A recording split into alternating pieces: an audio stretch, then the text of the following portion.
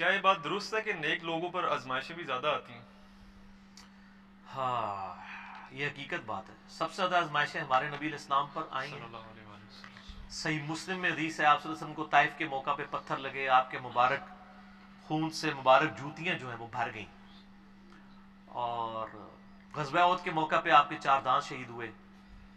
ترمذی میں اور ابن ماجہ میں ایک صحیح حدیث ہے، آپ صلی اللہ علیہ وآلہ وسلم نے فرمایا کہ اللہ تعالیٰ سب سے زیادہ تکلیف دنیا میں ان کو دیتا ہے جو اللہ تعالیٰ کو سب سے بڑھ کر محبوب ہوتے ہیں، یعنی انبیاء کرام. یہ آپ نے فرمایا کہ نبیوں پہ سب سے زیادہ تکلیف آتی ہے.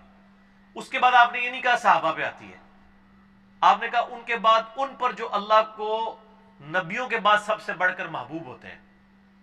اب کئی صحابہ ہیں انہوں نے پوری زندگی لگژریس لائف گزاری ہے، کئی نے تکلیف اٹھائی ہیں، اور آج بھی کئی لوگ ایسے ہیں جو لگژریس لائف گزار رہے ہیں، کئی تکلیف اٹھا رہے ہیں. یہ اب اللہ کو پتا ہے کہ کس نے کس قسم کی تکلیف اٹھانی ہے.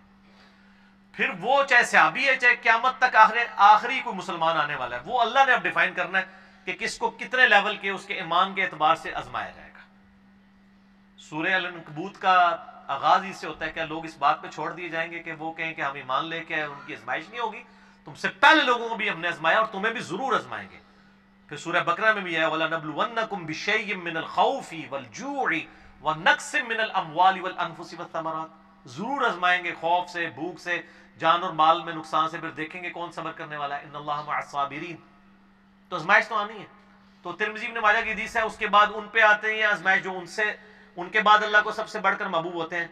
اور بندہ زمین پر اسی طریقے سے آزمائش جھیلتا رہتا ہے حتیٰ کہ اللہ تعالیٰ اسے پاک و صاف کر کے اپنے پاس بلا لیتا ہے. آزمائش انسان کے گناہوں کے جھڑنے کا بھی سبب بن جاتا ہے، اور جن کے گناہ نہیں ہوتے ان کے لیے فضیلت کا سبب بن جاتا ہے. بخاری مسلم میں حدیث ہے، کسی مسلمان کو کوئی دکھ درد اندیشہ بھی پہنچتا ہے، ذہنی ٹینشن بھی، ٹینجیبل نہیں، نان ٹینجیبل چیز، حتیٰ کہ اس کے پاؤں میں کانٹا بھی چبھ جائے، اس کے بدلے بھی اللہ اس کے گناہوں کو معاف کر دیتا ہے، اس کے درجات بلند ہوتے ہیں. تو تکلیفیں تو آتی ہیں، اور نبیوں پہ بھی آئیں، ان کے ماننے والوں پہ بھی آئیں. تکلیف کے بغیر تو اللہ نے چھوڑنا نہیں ہے. البتہ ہر بندے کا ٹیسٹ ڈیفرنٹ ہے. کسی کو اللہ تعالیٰ بے اولاد رکھ کے آزمائے گا، کسی کی جوان اولاد چھین کے آزمائے گا، کسی کی جوان اولاد کو نافرمان بنا کے آزمائے گا، کسی سے اس کی بینائی لے کے اس کو آزمائے گا، کسی کو کے گردے فیل کر کے اس کو آزما لے گا. ہر بندے پہ آزمائش ڈیفرنٹ ہے. اور یہ یاد رکھیں، یہ جتنی آزمائشیں ہیں نا، یہ اللہ تعالیٰ نے پہلے لوح محفوظ پہ لکھی ہوئی ہیں. قرآن پاک میں ایک آیت ایسی ہے جو اس ٹروتھ کو ریویل کرتی ہے. اس کے بغیر تو آپ کڑ کڑ کے مر جائیں گے کہ میرے پہ یہ تکلیفیں کیوں آئیں. جب آپ کو یہ آیت پتہ چلے گی نا، پھر آپ کہیں گے یا اللہ جس حال میں تو رکھے، تو نے آزمانا تو ہے. اور یہ جو طارق جمیل صاحب اور یہ باقی جو وائزین کر رہے ہیں نا، کہ آپ اللہ کے راستے پہ آ جائیں تو انشاءاللہ تعالی ساری پریشانیاں دور ہو جائیں گی. ان کو تھوڑا اپنے آپ کو ریوائز کرنا چاہیے. اس طریقے سے پریشانیاں دور نہیں ہوں گی، پریشانیاں جھیلنی آسان ہو جائیں گی. اگر اللہ کے راستے پہ آنے سے پریشانیاں دور نہیں ہوتی تو نبی الاسلام کی دور ہوتی نا. بخاری مسلم میں حدیث ہے، وفات تک اما عائشہ کہتی ہیں کہ 3 مہینے ہمارے گھر میں چولہا نہیں جلتا تھا.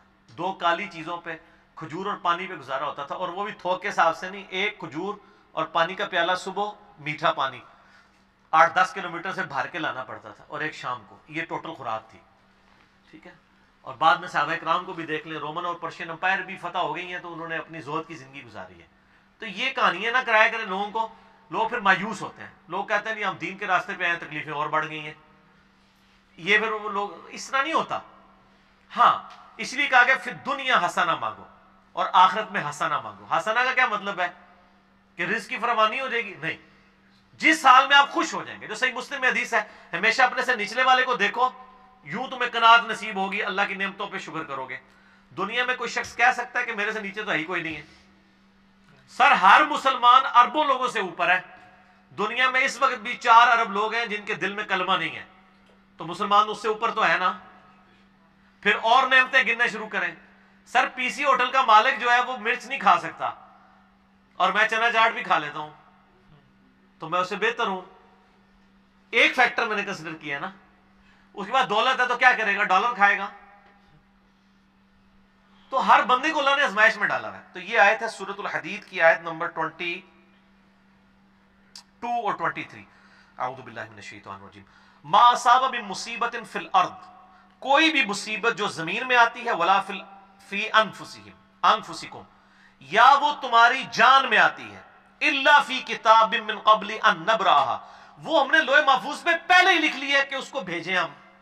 जमीन पे अर्थक्वेक आते हैं, यानी जलजले आते हैं, सैलाब आते हैं, कहत साली आती है, वबाई मर्ज फैलता है, या तुम्हारी जान में किसी के गुर्दे फेल होते हैं, किसी को हेपेटाइटिस हो जाता है, किसी को कैंसर हो जाता है, अल्लाह फरमाता है ये सारी तकलीफें मैंने पहले ही लिखी हैं लोहे महफूज पे कि अरबों इंसानों में से किस बंदे को कौन सी तकलीफ देनी है। अल्लाहु अकबर। ज़ालिका इन्न ज़ालिका अलल्लाह यसीर, और बेशक ये अल्लाह के लिए बड़ा आसान है। तुम्हारे लिए मुश्किल है कि इतना डाटा कैसे मैनेज किया हुआ है, अल्लाह के लिए आसान है। किस लिए? लिकै ला तअसौ अला मा फातकुम, ये इसलिए मैंने किया ताकि तुम कफे अफसोस ना मलो जो तुमसे छिन जाए। क्या कहो? इन्ना लिल्लाहि व इन्ना इलैहि राजिऊन, हम भी अल्लाह की तरफ से, हमने लेके बस चले जाना है। मुस्लिम शरीफ में हदीस है ना, जो तकलीफ के वक्त ये दुआ पढ़ ले, इन्ना लिल्लाहि व इन्ना इलैहि राजिऊन अल्लाहुम्मा जुरनी फी मुसीबती व अखलिफ ली खैरम मिनहा, तो अल्लाह ताला उसको बेहतर नेमुल बदल अदा कर देता है। मेरा यूट्यूब पे क्लिप है, गम की खबर को खुशी में बदलने की दुआ, उसमें मैंने डिटेल से इसके ऊपर बात की, आज मैं डिटेल में नहीं जाऊंगा। अल्लाह ताला माता ये मैंने इसलिए लोहे महफूज पे वाला लिखा है ताकि तुम्हें अफसोस ना हो जो तुमसे जाता रहा, वला तफरहू बिमा आताकुम, और तुम शेखी ना बिगाड़ो उस पे जो तुम्हें मिल जाए। वल्लाहु ला युहिब्बु कुल्ला मुख्तालिन फखूर, अल्लाह ताला हर शेखी खोरा जो है, शेखी बिगाड़ने वाला, अल्लाह ताला उसको पसंद नहीं करता। तो इस्लाम तो कहता है जी खुशी है तब गॉड ओरिएंटेड हो, गम है तब गॉड ओरिएंटेड।